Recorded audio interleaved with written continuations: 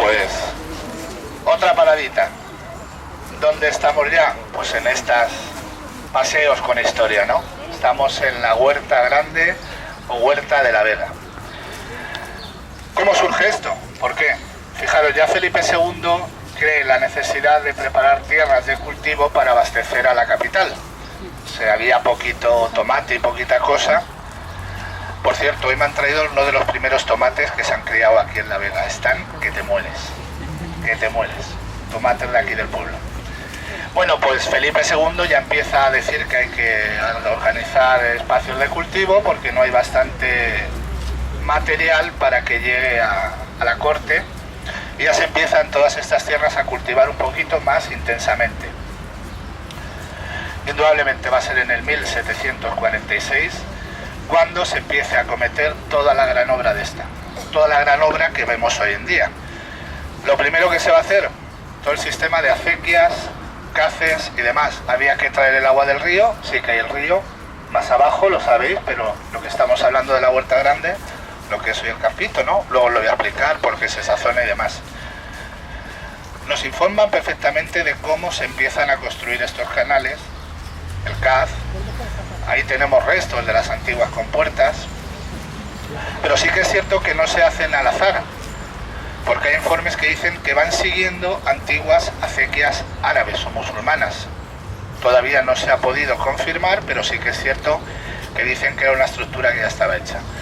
Se va a crear este campito, esta zona, ¿por qué? Sobre todo, porque cuando se proyecta la fábrica y empieza a venir gente, hay que dar de comer a esa gente, ¿eh? Y entonces, la forma de darles de comer, hacer una huerta. Una huerta que no va a ser solo para dar de comer, se va a aprovechar y se va a plantear para otras muchas más cosas. Fijaros lo que nos dicen las fuentes de la época de lo que se sembró y se plantó aquí. 15.000 árboles frutales, 1.000 moreras. ¿Para qué? Para alimentar a los gusanos que tenían que dar seda para luego la fábrica. 45.000 vides, 1.500 olivos. Fijaros, no estoy diciendo 3 arbolitos, estoy diciendo que se plantan grandes cantidades para abastecer. Se va a plantar lino, necesario también para la fabricación textil. Es curioso que se planta también plantas que sirvan la semilla y el grano para alimentar a los pavos reales que hay en la corte madrileña. Con lo cual, fijaros todo lo que se plantea por aquí.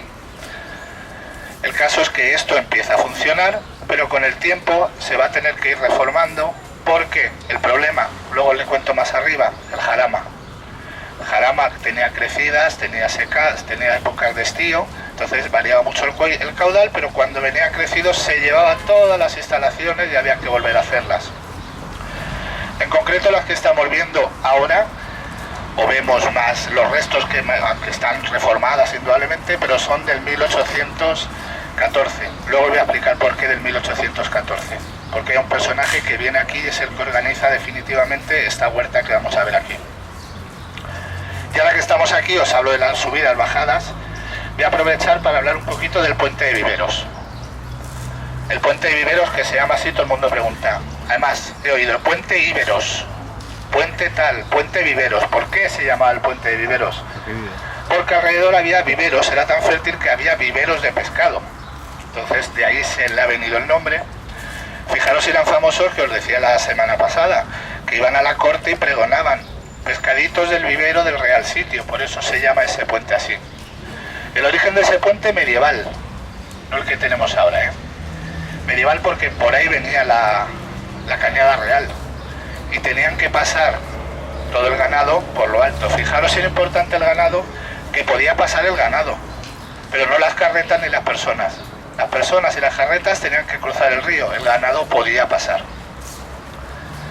Al ser un camino tan importante de la corte que unía con el noroeste de España, ese puente va creciendo, se va haciendo.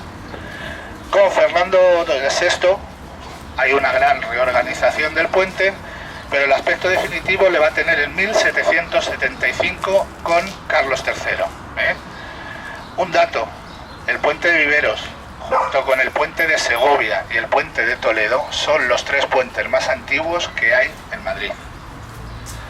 Hoy en día la vista no está muy visible porque cuando se hace la Nacional 2 se desdobla, se hace un puente al lado, pero el puente está ahí tal cual estaba en su día. Además, un puente que reforma el mismo arquitecto que va a hacer el puente largo de Aranjuez, el que comunica y pasa el Tajo, es el mismo arquitecto que hay aquí. Es un puente, como os he dicho, ha tenido mucha aventura porque primero fue de madera, pero en las riadas le tiraron, y en una de esas riadas tiratan el puente que hay que pasar. Existían las barcas, ¿sabéis lo que es? Existían las barcas de mejorada, que le llamaban las barcas de mejorada, pero estaba en San Fernando, la de Paracuellos, etc. Pues se construyó una barca, la historia nos describe perfectamente cómo eran esas barcas, quién era el barquero, cómo se le encargaban. Además, era muy curioso, decía que mientras construía la barca había que hacerla nueva cada 8 años. Y nos dice la historia que prohibían terminantemente al barquero que sacara la barca vieja del río para no utilizar el mismo material en las barcas nuevas, porque se daba el caso de que había barqueros que cogían y decían, la voy a hacer nueva una leche, saco esta madre y la hago, entonces estaba prohibido.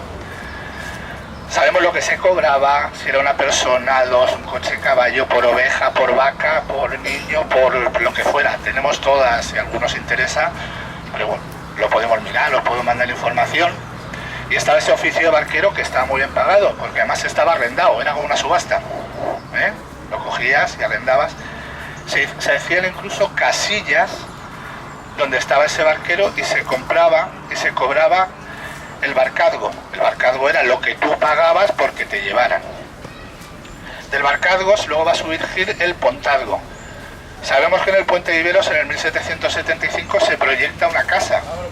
Y esa casa la va a proyectar ni más ni menos que Ventura Rodríguez. Están los planos de la casa, sabemos cómo era. Y curiosidad, se hace también una pequeña capillita a la Virgen del Buen Camino. ¿Os acordáis la semana pasada que dije, la Virgen tenía una capilla en tal? Esa Virgen lo que hacía era dar la bienvenida y despedir a la gente que venía a San Fernando. Todo eso está documentado, lo tenemos, y es una maravilla, ¿no? Y saber que esa casa la hizo Ventura Rodríguez, indudablemente. Ya os habla un poquito del Puente Viveros, luego voy a seguir contando de las barcas, del jarama, de las playas, pero vamos a seguir andando para entrar ya a partir de aquí. Fijaros si miráis para atrás, ¿habéis estado en Aranjuez? No recuerda, es que es Aranjuez, ¿verdad? En los paseos de los jardines, está proyectado de la misma manera. Vamos para adelante hasta la Puerta de la Reina.